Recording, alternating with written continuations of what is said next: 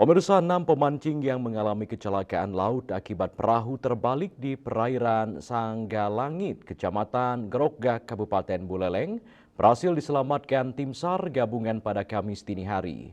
Seluruh korban ditemukan dalam keadaan selamat setelah sempat terombang-ambing di laut.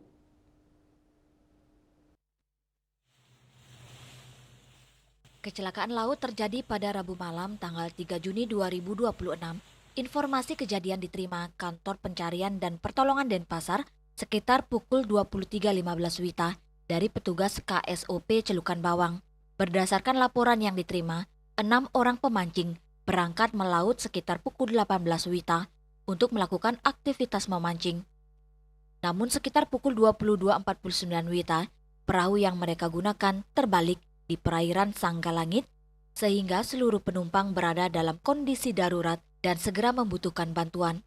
Menerima laporan tersebut, Kantor Pencarian dan Pertolongan Denpasar langsung berkoordinasi dengan Pos Polairut serta instansi terkait. Tim SAR gabungan kemudian diberangkatkan pada Kamis dini hari pukul 00.21 WITA menggunakan Rigid Inflatable Boat atau RIB 04 Buleleng dengan 6 personel penyelamat.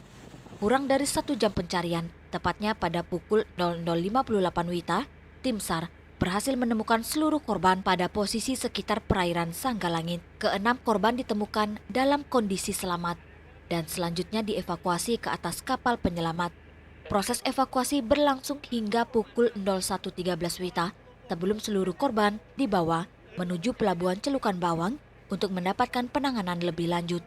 Adapun 6 korban yang berhasil diselamatkan, masing-masing Hamdan, Heri Noval Putra, Basirun, Amirul Umara, Haris Maulana, dan Amir Safiruddin.